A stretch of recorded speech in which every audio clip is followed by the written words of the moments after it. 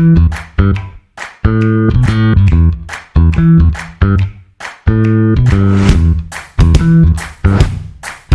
listening to the Common Fan Podcast, a Husker football podcast for the common fan, by the common fan.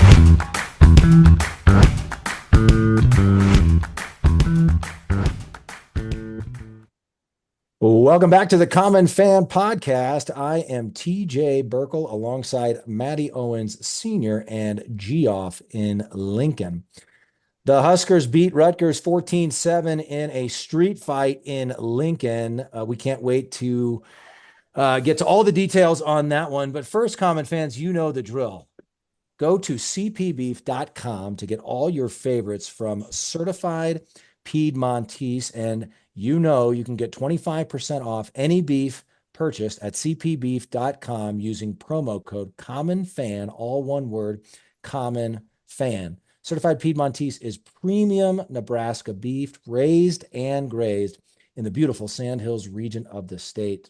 They've got everything you need, guys. We are right in the middle of it. This is the best time of year. Football season, baseball playoffs. The weather hasn't gotten too cold yet. You could be grilling every night. This is like the sports fan's dream. Get yourself burgers, steaks, ribs, roasts, anything and everything from Certified Piedmontese. They've got all that you could want. I finally tried, guys, for the first time, I tried the beef bacon, and it is outstanding. I did it on the grill, actually. It's outstanding. Oh, I got to give that a try. As you guys know, you can also get all of these products at your local Mercado Butcher Shop. There's one in Lincoln, there's one in Omaha, or go to cpbeef.com, get 25% off using the promo code COMMONFAN, and you get products shipped right to your front door anywhere across all 50 states.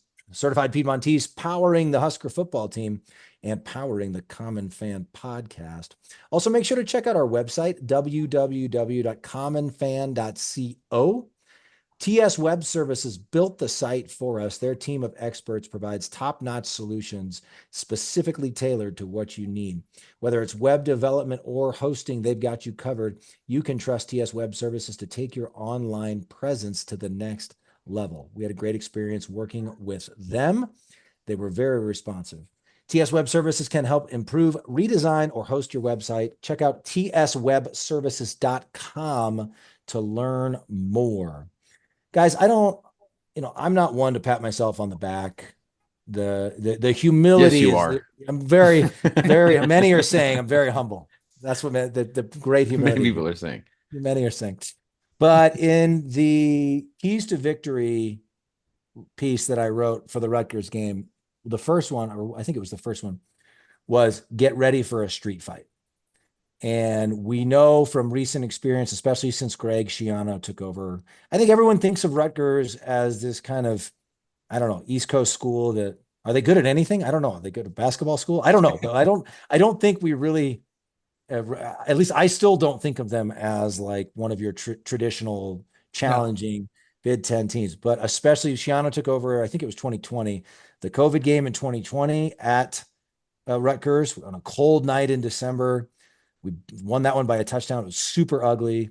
And then in 2022, it was a Mickey Joseph-led Husker team. Got down 13-0 at halftime, and had to scratch and claw our way back for a 14-13 victory. And true to form, this one, again, was a street fight in Lincoln. And credit to the Huskers for battling and for winning. But, man, I mean, the Rutgers teams are always under Schiano. They don't have the best athletes. They don't have the best players, but they are tough. They're physical, and they're well coached. And they were ready. They were ready to play yesterday. Yeah, I mean that was their kind of game. Like that's their typical. Like, we're gonna just make this ugly and dirty and make it a brawl, and we're just gonna hang around until you make a mistake, and then we're gonna capitalize and beat you. That's how they play. And it didn't happen yesterday, boys. We beat them at their own damn game. We made one fewer mistake than they did. We're uglier than you are.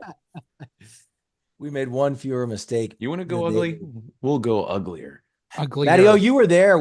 How weird was it being like that hot, but was it humid with the wind, You or was it know, just it super was like a dry wind? Like, what was it like? it was weird. It like the heat wasn't maybe even the top five hottest games I've been to. I felt like, and maybe that some of that was the wind, but the wind, guys, it was like swirling in the stadium. Like, so I'm in North Stadium. I looked up back behind me. They got the big American flag and the big Husker flag, and that Husker flag was blowing straight north.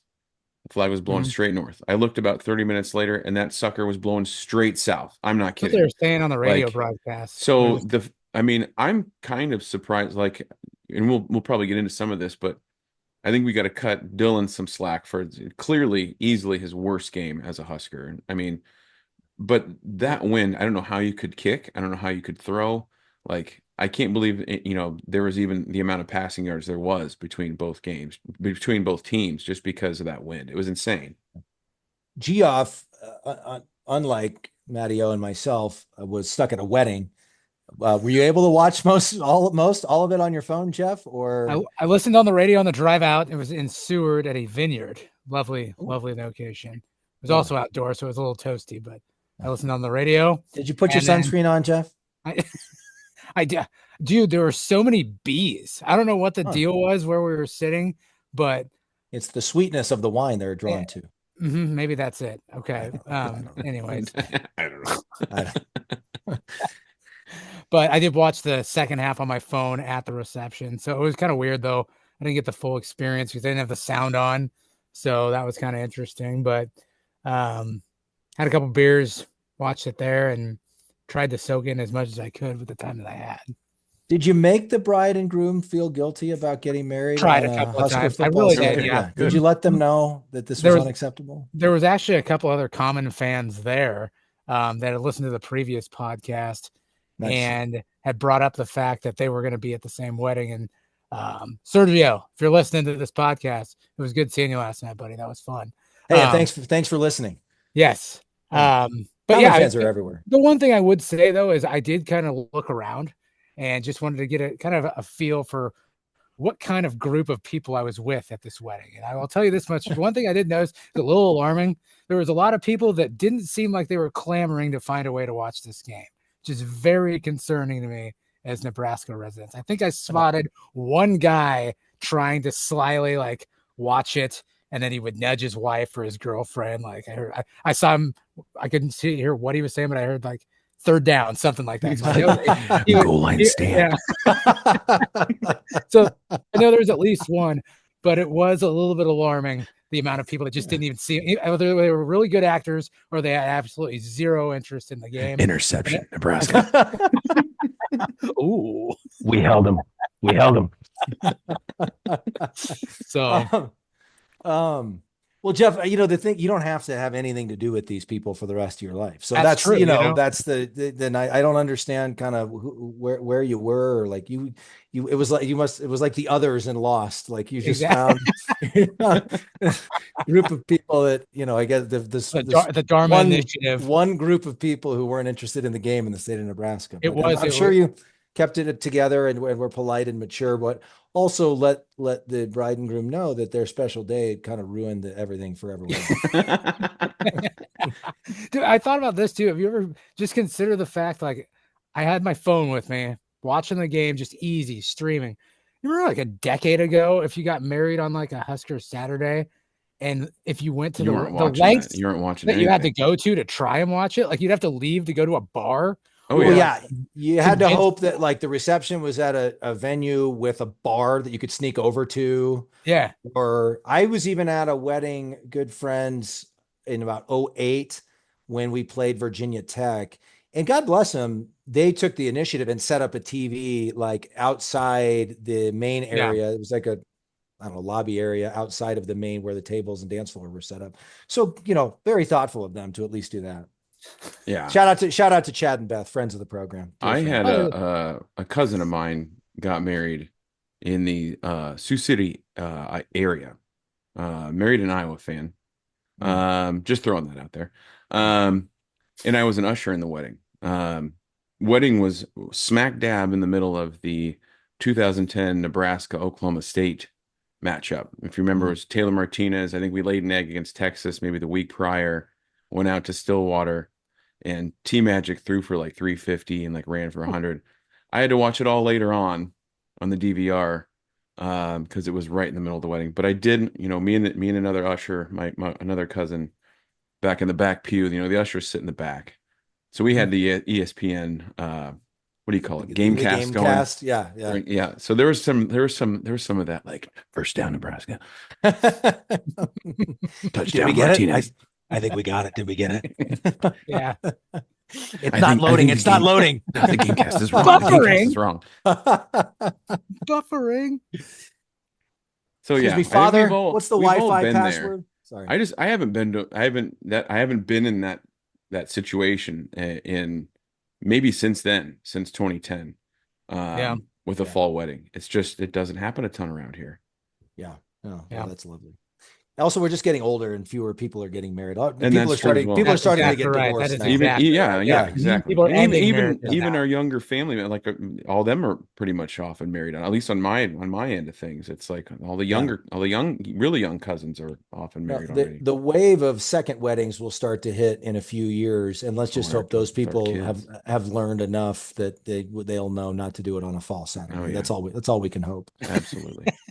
All right, we have derailed. Okay, game summary. So the Huskers took a 14-0 lead into halftime, and that first half was really interesting. So we scored on a Dante Dowdell run late in the first quarter, and then a really beautifully designed run, 11-yard TD run. Janiran Bonner kind of took a handoff. It was, I guess, kind of like a jet sweep or something. I follow this guy, Coach Dan Casey, on Twitter. Loves football plays. I saw his tweet. He called it some kind of trap.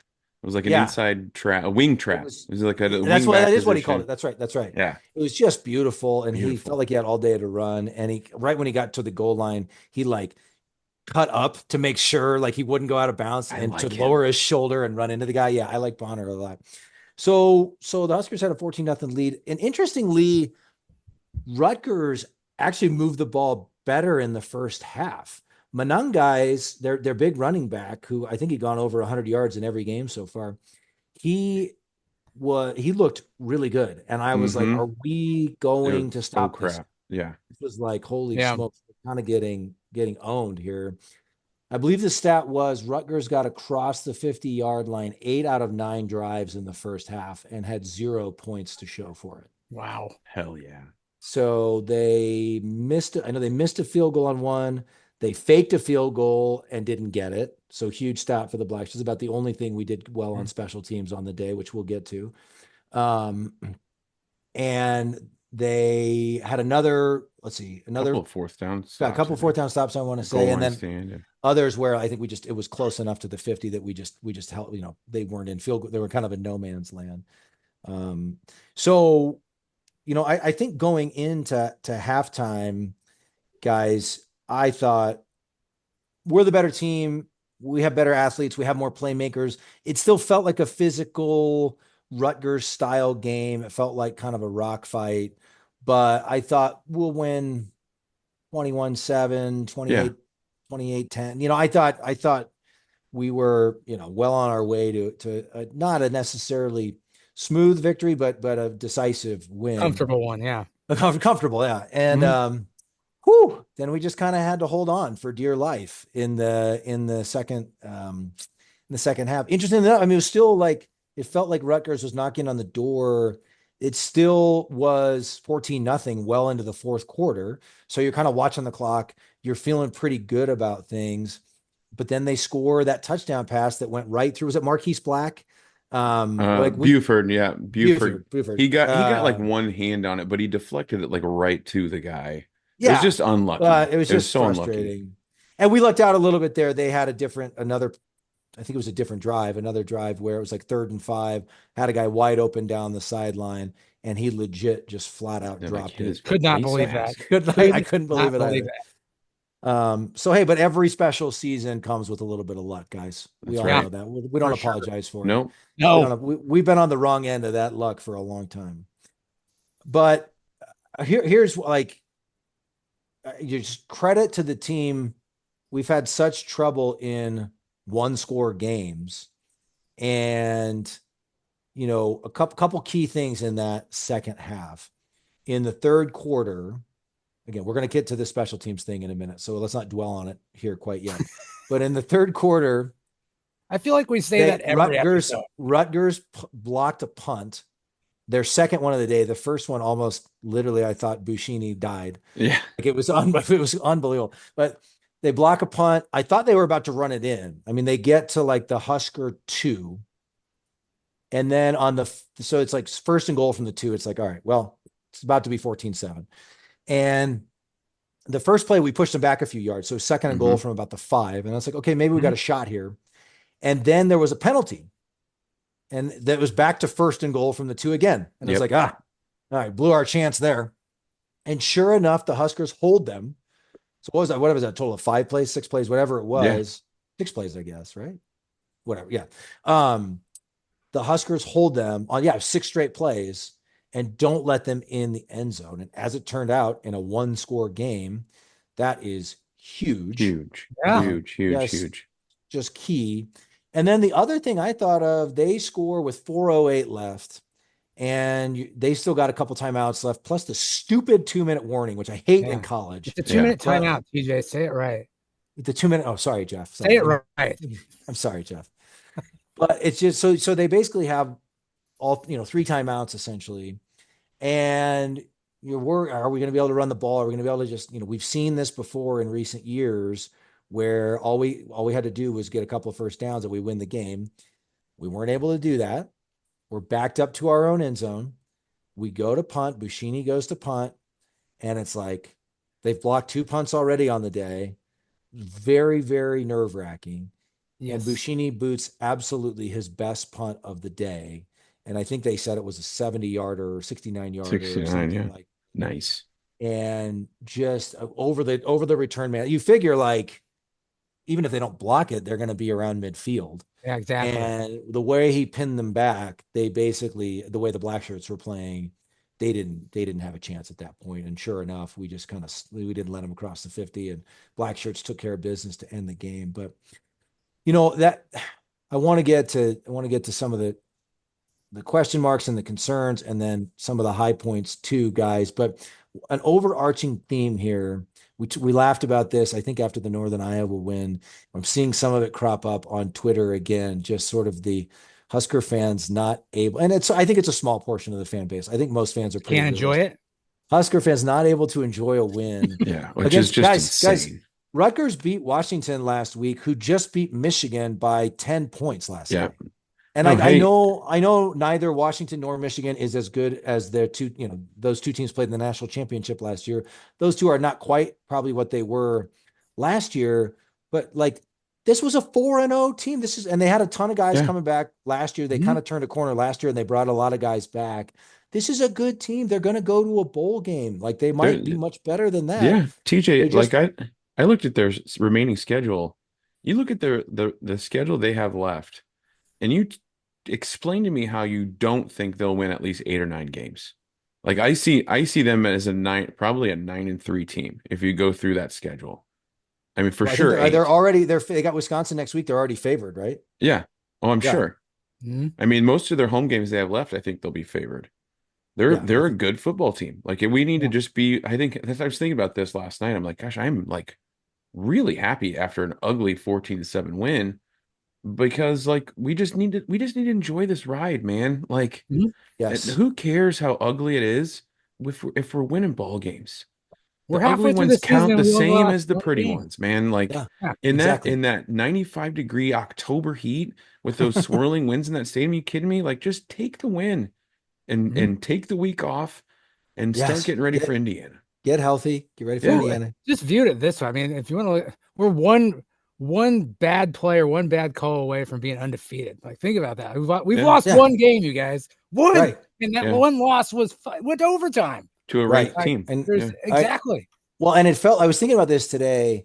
It felt like for like the Callahan and Pelini eras, Husker fan expectations were basically that we should get back to like what we were in the 80s and 90s. That was kind of always the expectation, right? And I think having that as a long-term goal and expectation, we should never lose that. Don't get me wrong. Like that should be what we're always striving for. But coming off of the Riley and Frost eras, which have been, the worst stretch of Husker football since the 50s and maybe ever, I think like I thought Husker fans were like, we talked about this a couple times already. Husker fans were like, okay, it's a building process. 5-7 last year, get to a bowl game this year. And I think even saying, let's say, 6-6 is not great. Let's get to 7-5 this year. Let's get to 8-4. I think most Husker fans would say 6 to 8 wins this year is a great step forward. And then we start having unrealistic expectations again, right? And then but it's just like we laughed about it. I think it was Northern Iowa. We laughed about it because it was like, well, it lasted 3 games and now we're back to being mad about decisive wins. Naive to think that we could be reasonable about this. Yeah. And also like, look at yesterday, look at college football across the country. Oh, it's bananas. Unranked Vanderbilt beats Alabama, who just dominated Georgia. I know Georgia made a comeback, but Alabama was dominant for a lot of that game. Number 25, Texas A&M, who's kind of looked like a borderline top 25 team, just took it to Missouri. Yeah, Notre Dame beat them, by the way, just so you guys remember that. Thank you, Jeff. Thank you. Yeah, you're welcome. We all know Notre Dame's not good. And so what else am I missing? Washington beat Michigan. Minnesota beat USC, knocked them out of the top 25. Like, college football is more competitive and more even than it's ever been before. And I think people, I've heard said, after the top 5 or 6 teams in college football, there's not a ton of difference between, say, the 8th and the top, 30 teams or whatever. And that's probably true, but even the top 5 teams are struggling. Tennessee is another one. Tennessee lost. Tennessee lost to Arkansas. Yesterday. Wasn't Arkansas unranked too? Yes. Arkansas was unranked. So like this is happening all over college football. How many of those teams or how many recent Husker teams that didn't make bowl games would be thrilled with an ugly win like this to get to 5-1? Yeah. Right? I mean, it's our best start since 2016 when we started off 7-0. This year, we're already playing a much tougher schedule than that team. This team is clearly better than that 2016 team. Enjoy it, baby. Celebrate 5-1. Well, look around the Big Ten neighborhood. USC's 1-2 in conference. Yeah. Iowa and Wisconsin are both 3-2 overall. Like we're 5-1, 2-1 in the Big Ten. Yeah. Celebrate all the victories, right? Celebrate all the W's. Come on. I'm trying my best to embrace the Evan Bland approach of looking at for something. Like the bright side for the Purdue game last week was, not just completely buckling and giving up in the second half and fighting back and winning. And this one, I look at it as we won a 1-score game. How many of you guys were scared to death when all of a sudden we couldn't get a first down and then we had to punt out of our own end zone? Exactly. How many times have we blown it in that situation? I was guilty as charged. I was sitting there looking at a guy at the wedding. I'm like, we're gonna bleeping lose. We're gonna lose this game now. And Ashley, go get me some more wine now. Whiskey on the rocks. Neat. Make it a double. No, that's exactly right. I mean, I think I don't know. It's not a cop out when we say, it was an ugly first half against Purdue. Then we go down 3-0. Then we bounce back and win decisively. Like the team's back was against the wall. Now, second week in a row. This time we got the lead, but it feels like it's slipping away, and the team steps up and makes stops and does what they need to do to win a game. Those are building blocks. Like that's building a foundation. That's learning how to win. It's not cliche. This team has not known how to win for 7 years, as proven by their losing records. Yeah, right? And so none of these guys on the roster, I mean, maybe they did in high school, maybe they did in other sports. They haven't done it at the major college football level. And so, and a lot of the, I saw this point made too. There's been a lot of instant reaction to this team or that team, like Deion's start last year. Oh, Colorado flipped it right away with the transfer portal. Why did we do that? There are no shortcuts. No one has proven that you can do it that way. It has not been proven again, yet that you can get 50 transfers and sort of short circuit the process. You have to develop offensive linemen. You have to develop defensive linemen. You have to develop a culture. In most places, most of the time, if you haven't won for 7 years, it takes years to do that. Yeah. If we go, look, trust me, I'm laying in bed at night thinking, well, if we beat Indiana and they beat UCLA, maybe even if we don't beat Ohio State, we're 7-2 going into those last 3 games. USC doesn't look as good. Like I, as much as any common fan, am talking myself into 9-3 or 10-2. Don't get me wrong, but we have to come down to earth and remember the 7-5 and 8-4 and a bowl get pretty good, like a maybe somewhere near New Year's Day bowl game would be a huge step forward for this program. Yeah. I mean, that's pain. That stinks to say. That sucks to say. That's hard for Husker fans to say, but we've all lived the last 7 years. We can't pretend like they don't exist. Right. Yeah. Whew. Okay. So now that we said all that, let's get negative for a second. We're talking about questions and concerns. I can think of 2, but really one main glaring problem that we've talked about every week, and it only seems to have gotten worse. I was going to say, TJ, what could you be talking about? Every time we'll get to special teams in a minute. I think you've said that like for the last 4 episodes. We'll get to special teams in a minute, and we've had to. And special teams has been atrocious.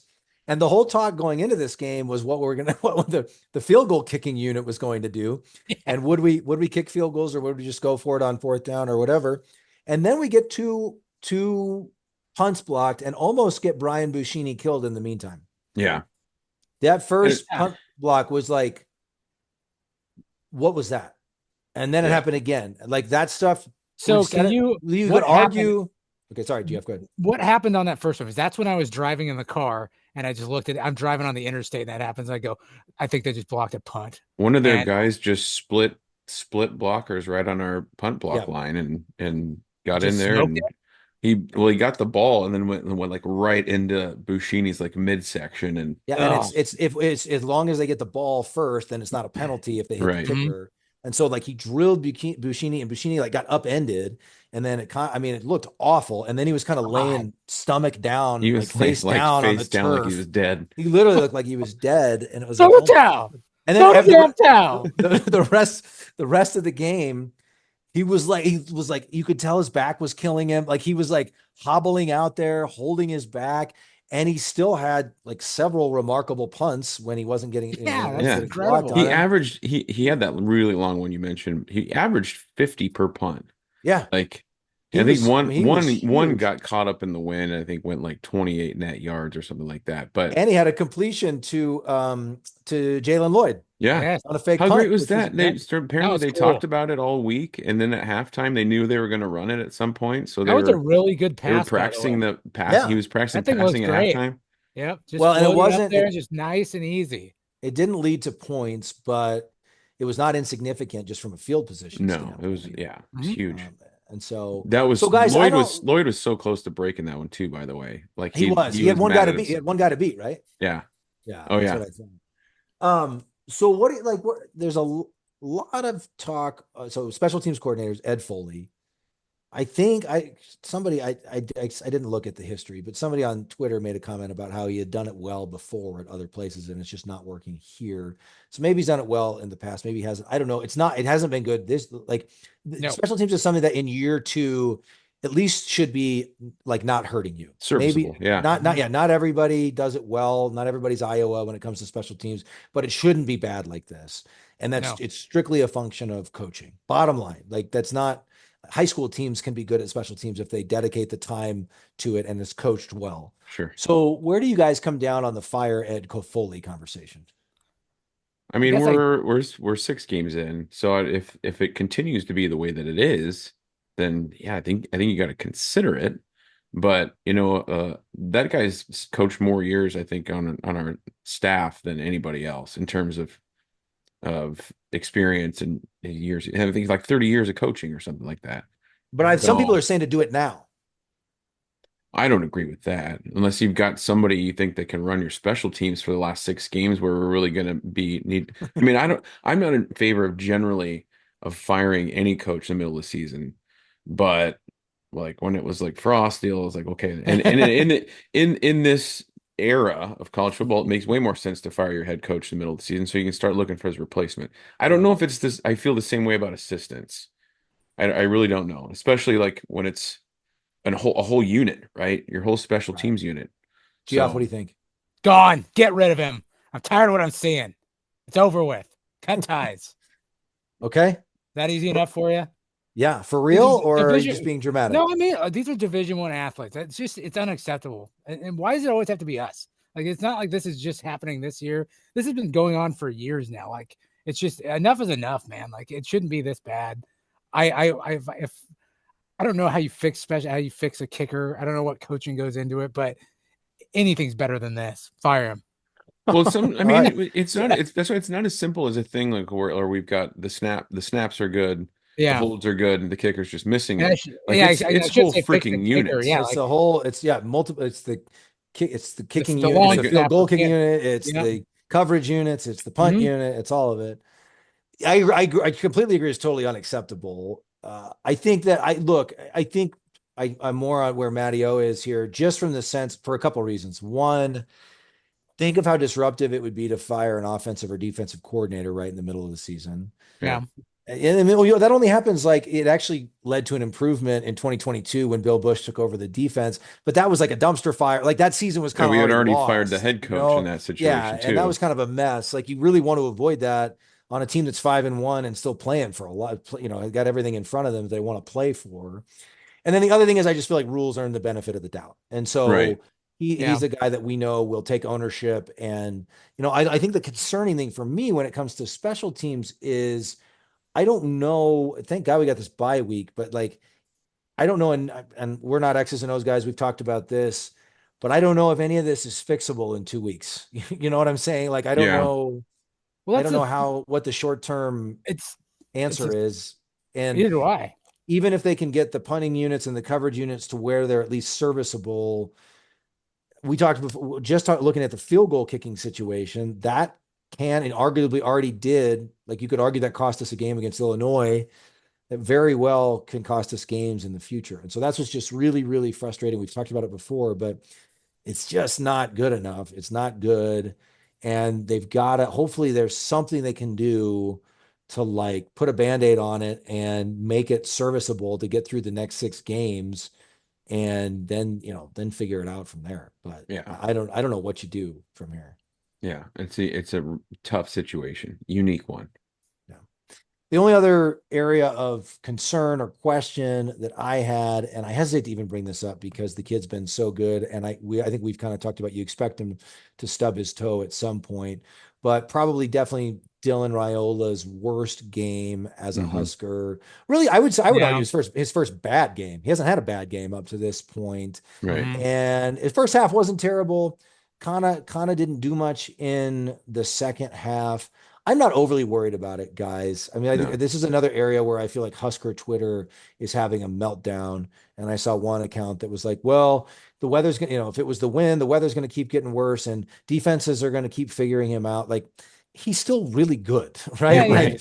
He's still really good. Like, I think it was a combination of like, he's a true freshman. Like maybe he hit a little bit of wall and this bye week couldn't come at a better time. That could be part of it. I do think the wind like played a factor and whether that was messing with his mind because they did talk about on TV how there were a couple times where like, I think Ja'Cory Barney was open on a 3rd down and he just didn't throw it. Like it was clearly designed. Yeah. It was rolling that way. Barney was open. And he kind of just didn't hit him out of the break and didn't throw it. So maybe that was a wind thing. I don't know. But also then Rule said after the game that Shiano was doing a bunch of really confusing things on defense, which I think he's kind of known for. Yeah. And, Dylan's going to learn from that. He's a 19-year-old kid. He's going to learn from that. So I'm not overly concerned, but I think we got to bring it up at least. Yeah. I'm not going to be overly critical of him either. Everybody has a bad game every once in a while. Nobody's perfect. Even some of the greatest college quarterbacks of all time have had a crappy game here and there. And there's some times where like, I can't remember, it was in the second half, but he took a sack where I'm like, how did he not throw that thing away? But I'm not going to sit there and just pick at him like that. Shit happens. He'll shrug it off after a bye week. We're fine. Yeah. Yeah. No, there was time. I think it's maybe it's the win, but maybe it's Shiano, but he did seem to be holding the ball more than he had previously, just like waiting for somebody to get open, and then it's like, oh crap, it's too late. And he takes a sack. But I'd rather be having this conversation after a win, and then 100%. Look, he had a rough game. And his teammates picked him up, and they got the W. And he still made a few really. He still made some unbelievable throws. Yeah. And you know what else is really nice is we're sitting here talking about he had a terrible game, but the one thing we're not talking about is turnovers. You know what I mean? Yeah, he may have taken a sack. He didn't play his best game ever, but he's not turning the ball over big time like we used to. Yeah, he did. He did have one pick, which was honestly his first true pick of the season. Yeah, I don't think he saw that linebacker at all. But it was only one. Like he didn't have, exactly. And we were still. I think we were +1 on turnover margin on the day because we had 2 of our own interceptions. So yeah, still plus. Still better than where we have been. +6 or +7 on turnover margin on the year, which is again. But that's part of the story of the 5-1 record. That's part of the story of the team's success this year is flipping the script on turnover. So for sure, we can keep that up. All right, boys, hit the high points. I have been looking forward to talking about this one. That defense, baby. Yeah. Holy moly. Yeah. Macho. That was a man's game. Like they won the game for us. Definitely. I mean, that was a grown man's performance by the defense. Yep. That and again, we keep that goal line stand. That's like insane. A highlight of the season. Yeah. Insane. We talked about before we really knew what Dylan would be like. We talked about just like, okay, this defense will keep us in all these games long enough if we can just get a couple of scores on the board. Like that was it. That was kind of what I thought things would look like this year before we saw like, oh my God, Dylan's like really good. Yeah, right. And where we started, I think we saw that we cared more about like what it should look like or what we think it should look like, right? Yep. But like at the end of last season, I'm like, that's what I think it'll look like. That Rutgers win was like us just playing really, really good D and just getting enough points on the board and just holding somebody and winning 14-7. Like that's what I envisioned. Like, okay, that's what our team's probably going to be like until we get some ballers on offense. And so I'm happy as hell, guys. I love defense. Our defensive linemen are playing their minds off, and that to me that was. And I said this in our group text yesterday with our buddies. That was a very Iowa-like win, guys. Like just like Iowa would have been very grinding it out, half. just playing tough D, getting to the quarterback, getting a couple picks, sealing the deal on D. Iowa would not have been impressed by the block punts. No. But other than that, that's the only un-Iowa-like thing of it. Yeah, it was. But yeah, that's what I thought it would look like. So great. Friend of the program, Jim in Minnesota, flagged this point. So Monangai there, and he looks like he's impressive, guys. He's very good. He had 68 yards in the first quarter. Yeah. Okay. We held him to 78 on the game. So after 68 yards in the first quarter, when it looked like they were about to run all over us all game, we held him. He rushed for 10 more yards the rest of the game. Yeah. Like, I mean, and I was like, Kaliak Manis, like was not good. And he was very average. And his receivers kind of screwed him too. Like they dropped, for sure. A few balls. We mentioned that one that would have been a touchdown, but there was a couple, there's a few others. Yeah. They made plenty of mistakes and like, so like that offense, whatever, but like Monangai is the real deal. Yeah. And we like talk about some in-game adjustments, like the Blackshirts buttoned it up. And even when he was running wild, they didn't give up points. Like they bowed up when they had to, right? But I mean, that second half performance in particular, I just felt really like I was feeling nervous given recent history for the Huskers in general, but I just felt really, really good that like I really want to score a couple more touchdowns here, but I don't think these guys can get to 14 points the way the defense was playing. And even when it's 14-7 and Rutgers has the ball, I for some reason I never felt really nervous because I'm like, I don't think they're gonna be able to go down and score on us. So you liar. You're a liar. I really wasn't that nervous. Nah. You're a liar. No, I knew the Blackshirts were on. I was scared to death. I bet you were, Jeff, because I was scared to death. I was afraid. So here's another, let's see here. Where is this? Okay. Ben Stevens, who is the Big Ten. What is he? He's the host of Sports Grid, which is better. Oh, that's Better Analysis and Insights, Maddie. I'm surprised you don't know about that. I follow him, but I never knew. Like, I don't know. He's a media personality, covers Big Ten stuff.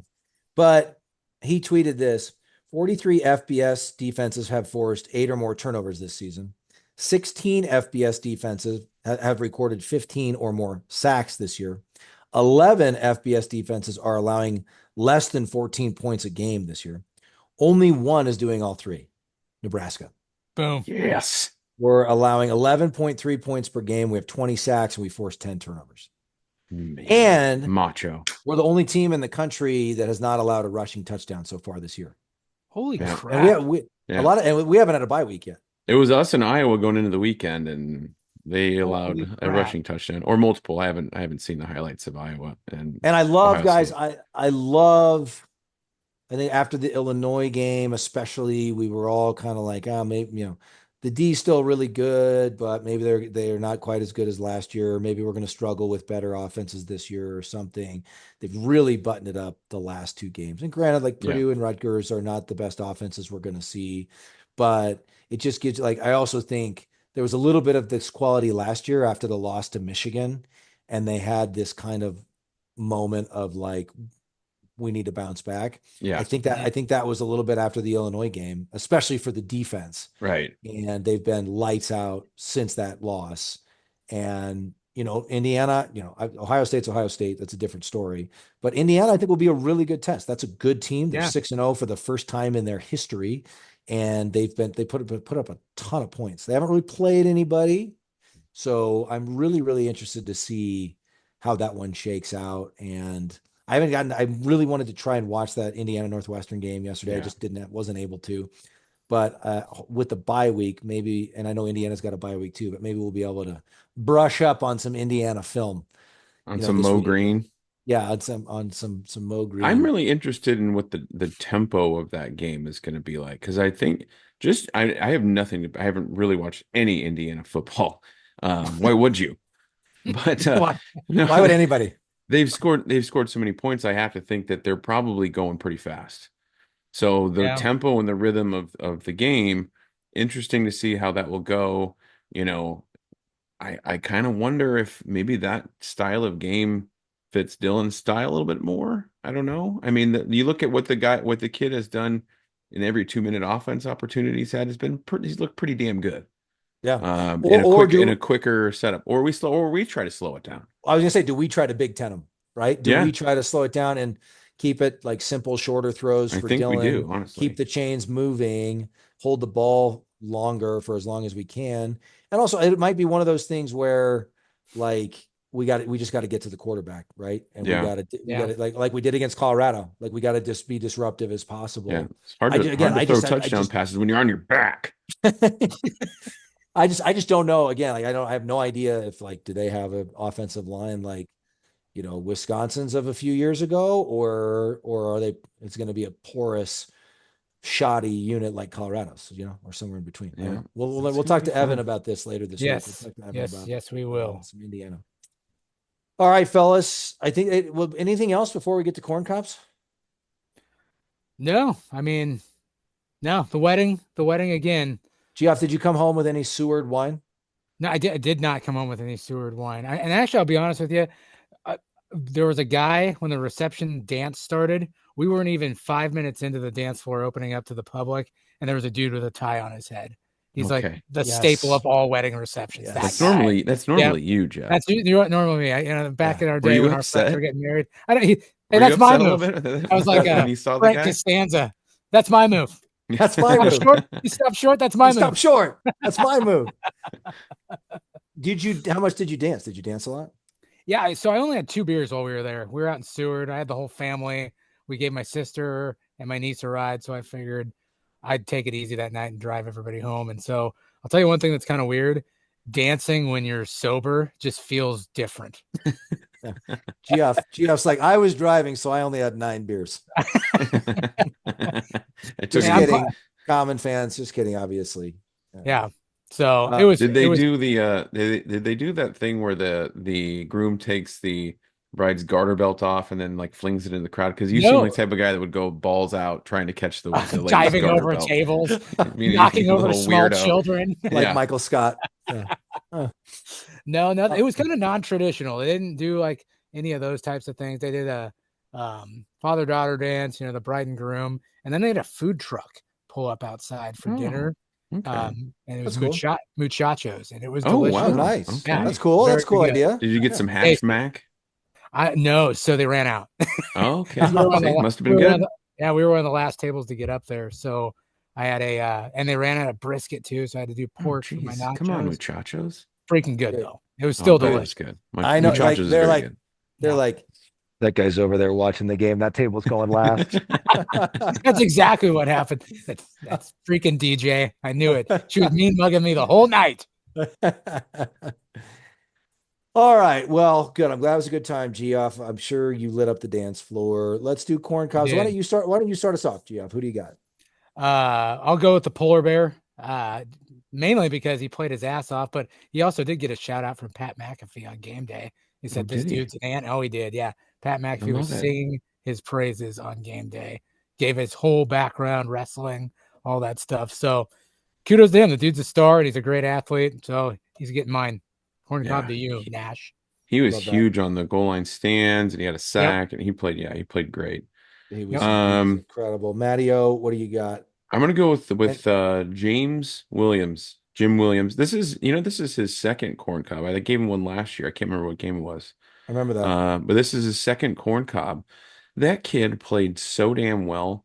5 tackles, I believe, 2 sacks, and really, really cool seeing him hugging Coach Pot Roast when he came off the field. Like, apparently he's got some stuff going on in his personal life, and it's really like the team sounds like they've really rallied around him, and Coach Pot Roast has been really good for him. They called him like a father figure to him. Yeah. So I love that stuff, man. It was like choking me up yesterday. I mean, I saw it on, they showed it on TV. They showed them hugging and it looked like he was really emotional. And then Coach Knight and Coach Pot Roast, that's his profile picture now of the two of them hugging, which is super cool. But Williams kind of really opened up in interviews after the game. And he basically said, I don't know what happened exactly. He didn't get into the details, but it sounds like he kind of lost some family members or maybe had some falling outs. I don't know exactly what it was. Yeah. But he talked about how Coach Knighton has really been like a father, not just a father figure, but has kind of taken that role, like more than that, right? And he's almost like a father for him. And so that's just so cool. And then Coach Pot Roast retweeted it and wrote my why. Right. Like for why he does it. Yeah. Which is just super cool. So just awesome to see a kid like that having success. And it's also, props to the coaching staff. He showed up at some camp, and they identified something in him and have turned him into he's a pass rushing specialist. He was outstanding. Yeah. Absolutely. Well, I think I'm trying to remember last week. We should start keeping a list of these. It's embarrassing that I already can't remember last week. I think I gave one to someone else, but then gave like a second one to Buschini. You did, because I gave one to the fans. Yeah, that's right. Yeah. But I'm going to give one to Buschini again. Hats off to the punter, but I mean, that guy, like, he literally would have, like, I don't think anybody would have judged him if he had, after that first punt, if he had been like, I can't go, my back is killing me. Like, I ruptured a disc in my back, so I can't go now. Yeah, or something. And he just gutted it out. And not only that, but had, as we've discussed throughout the show, multiple big time punts, that huge throw on the fake punt. I mean, he's been an MVP. We've seen him make tackles on special teams. I mean, he's been, and then I saw today a lot of the Blackshirts were praising him. And one of them, I think, even said he deserves a black shirt after the game yesterday. Like, he clearly has earned the respect of his teammates. And so I just love that. But he was so integral to that win. And it's nice to see some high points coming out of the special teams unit, which has otherwise been pretty atrocious. So, abysmal. Totally. To Buschini. So Boosh boots. All right. Get those Boosh boots. Huskers get to 5-1. One other thing, guys, we didn't talk about is we are not ranked in either poll. We are essentially we are others receiving votes in both polls, and essentially we would come out to what would be 27th in both polls. Hey, but look how the unranked teams did yesterday. Maybe we don't want to be ranked for Indiana. Well, here's the thing. I think you could poke holes in a lot of this stuff. Oh, like, totally. Look, how many years was Nebraska the beneficiary of being ranked because of our name, right? Yeah, I think that's 100%. What's going on with Michigan right now, right? Like, does Michigan deserve to be ranked after? Well, you can go hindsight on all these teams. Like Like I'm thinking about like last night, I'm like, gosh, I'm looking at Miami. I'm like, did we give Miami too much credit for the Florida win? Because Florida's terrible. Who else has Miami really beat? I mean, they barely beat Virginia Tech last week, and you look at the rest of their schedule, like, oh, geez, down to the they wire really haven't beat anybody. Yeah. So yeah, I mean, and then they're top 10. Like they're not a top 10 team. No. Like, come on. I agree So with these, you. but up until we come out with like the first college football playoff rankings, this is just for fun. Like, honest to God, this is all just for fun. It doesn't really matter. Michigan has 2 losses. They're they're still in the top 25, which is kind of ridiculous. I don't think there's any other, I'm looking at this quickly. I don't think there's any other 2-loss teams in the top 25. And then USC is in front of us. So they would, in both polls, as the others receiving votes. So they would essentially be number 26. We would be number 27 in both. But again, USC they just lost to unranked Minnesota. They have 2 losses. Why are they still receiving votes? But you could poke holes in all this stuff. But the bottom line is also like beat Illinois, and this isn't a conversation. Right. Or like beat Indiana in a couple of weeks and we're right back in the top 25. Yeah. Like it doesn't. You can't keep us out after that. But obviously, though, I mean, the college football industrial complex is just that's where I wanted to go with it. Sticking a fork in Nebraska, like that's they always or trying to stick a fork in Nebraska. But we're not going to let it bother us. We're not going to keep us down. No way. Who cares? Not this time. Exactly right. Not this time. Look, take care of business against what appears to be a very good Indiana team. And I think we probably catapult into the top 20, maybe. Well, whatever. It doesn't matter. Don't need. We might. With next week's games we're on a bye week. Some people might lose, and we just kind of just get bumped up in without even playing a game. That has happened before, so that would be pretty cool. Who knows? Notre Dame might be in the top 10 by then, you guys. Who knows? Nobody cares, Jeff. I'm going to save TJ the breath. Literally, nobody cares, Jeff. All right. Hey, we got one more thing we should really start talking about. Oh, yes. Matty-O, thank you. Yeah. Boom. We should have led with this. Gosh dang it. We keep forgetting to bring this up, but it's very exciting. We'll say it more towards the beginning over the next couple of weeks. Yes. 3 weeks or so. Common Fan Tailgate. Yes. November 2nd, UCLA game. We are hosting a tailgate. All Common fans are welcome. More information will be forthcoming on this show and on social media. It's going to be in lot 10. If you can just Google where lot 10 is. It's between like 16th and 18th on we're by across kind of catty corner from Old Cook Pavilion.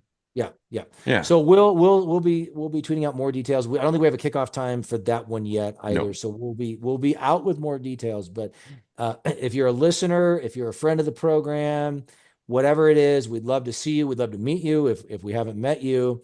And so we'll be having lots of good treats and fun stuff there, and lots of friends of the program will be there. So again, November 2nd, UCLA game, official first ever Common Fan tailgate. We're super excited about it.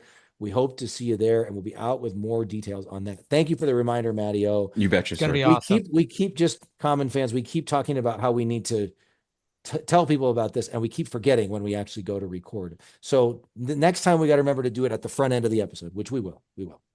Well, so many people listen to the whole entire thing. They're probably hearing this anyway. Yeah, that's exactly right. Everybody's still completely glued in to their radios, Mm-hmm. Yeah. To radios, to their AM radio. All right, Common fans. The Huskers get the W. They get to 5-1. And guess what? We're going to be undefeated this coming weekend because there's a bye week. And so, hey, do some chores, get some stuff done around the house that you otherwise wouldn't get done. Enjoy other college football with the knowledge that we can't lose this weekend.